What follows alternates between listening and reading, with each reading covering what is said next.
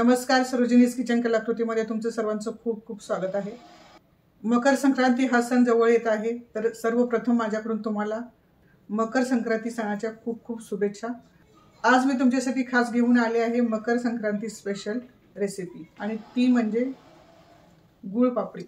आता ही गुळ पापडी रेसिपी मी पारंपरिक पद्धतीने बनवणार आहे आणि महाराष्ट्राची स्पेशल अशी ही रेसिपी आहे।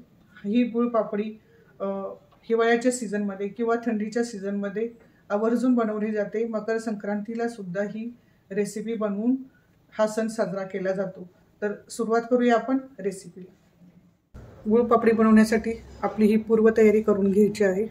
तर त्यासाठी मी इथे 2 छोटे चमचे खसखस घेतलेली आहे, ती छान भाजून घ्यायची। गॅसची फ्लेम लो ठेवूनच सर्व वस्तू आपण भाजून घेणार आहोत। बिलकुल करपवायची नाही आणि जास्त डार्क कलर पण येऊ द्यायचा नाही, कारण त्याची चव वेगळी लागते। खसखस भाजून तयार आहे, तुम्ही बघू शकता। आता मी एका भांड्यामध्ये काढून घेते। आता इथे मी पाऊण कप तीळ घेतलेली आहे।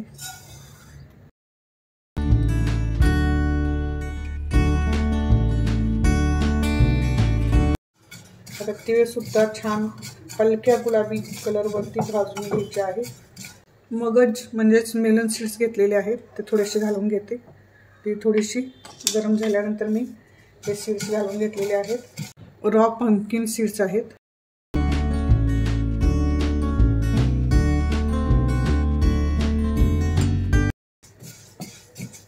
आता हे तीळ भाजून झालेले आहे, आता मी काढून घेते। इथे मी पाऊण वाटी डेसिकेटेड कोकोनट घेतलेले आहे। तुमच्याकडे जर सुका नारळ असेल तो सुद्धा किसून तुम्ही इथे वापरू शकता।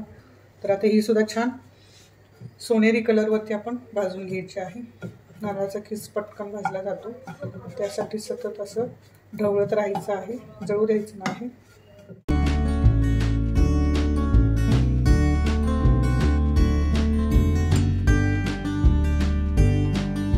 अर्धी वाटी काजू, अर्धी वाटी बदाम आणि अर्धी वाटी अक्रोड घातलेले आहेत। हलक्या गुलाबी रंगावरती भाजून घ्यायचे आहेत।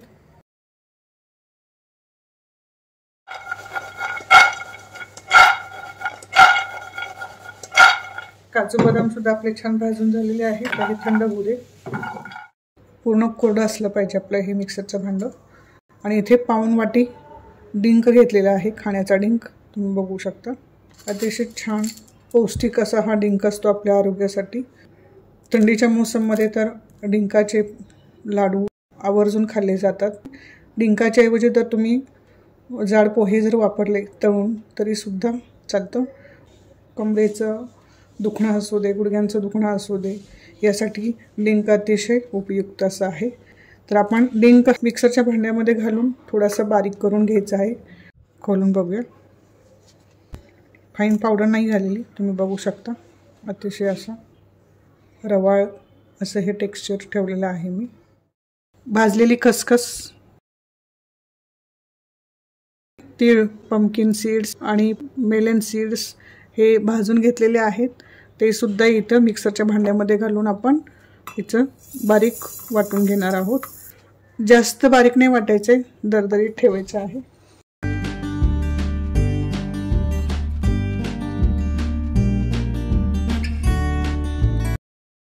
ड्रायफ्रुट्स मिक्सरच्या भांड्यामध्ये घालून घेणार आहोत आणि आता हे सुद्धा बारीक करून घ्यायचं आहे। काजू बदाम आणि अक्रोड हे सुद्धा मी छान बारीक करून घेतलेले आहेत। मी इथे 1.5 वाटी तूप घेणार आहे। या वाटीचं मी प्रमाण घेतलेलं होतं। आता इथे 2 वाटी गव्हाचे पीठ घालून घ्यायचं आहे। माझ्याकडे खपली गव्हाचे पीठ आहे, रेग्युलर गव्हाचे पीठ असेल तर ते सुद्धा तुम्ही वापरू शकता। 2 वाटी खपली गव्हाचे पीठ घालून घेते।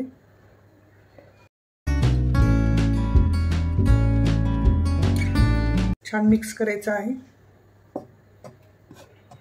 गुठळ्या बिलकुल झाल्या नाही पाहिजेत।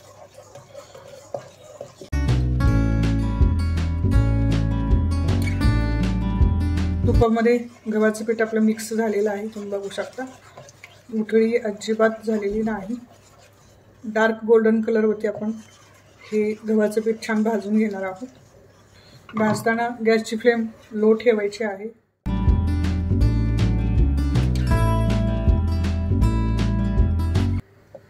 छान कलर आलेला आहे.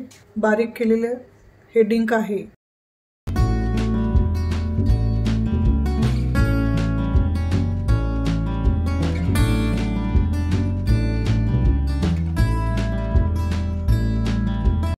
डिंक छान तळून फुलतो आतमध्ये मस्त, तुम्ही बघू शकता. आता इथे गॅस बंद करायचा आहे. डिंक तळून झालेला आहे आपला.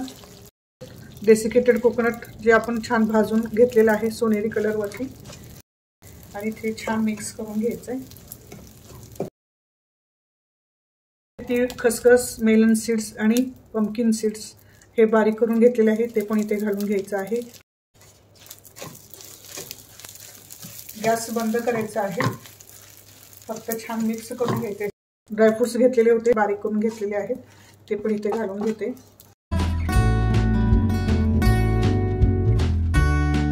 आणि ते पण छान मिक्स करून घ्यायचं आहे. एक मोठा चमचा सुंठ पावडर घ्यायची आहे. अर्धा चमचा वेलची पूड घालून घेत आहे मी. जायफळ किसून घालायची आहे. तर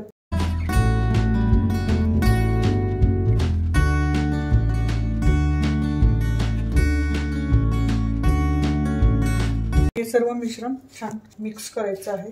वा, काय घमघमाट सुटलं.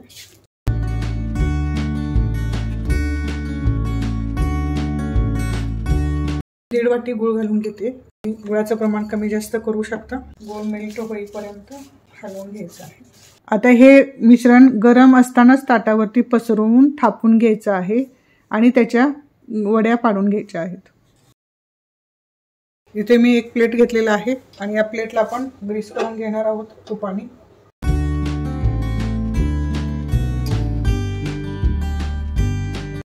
आता या प्लेटमध्ये आपण हे मिश्रण घालून घेणार आहे.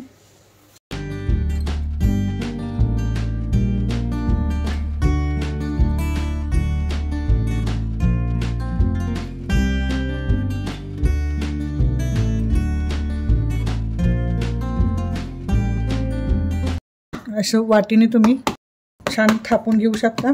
एकसारखी वडी बनते. कोमट असतानाच वडी पाडून घ्या.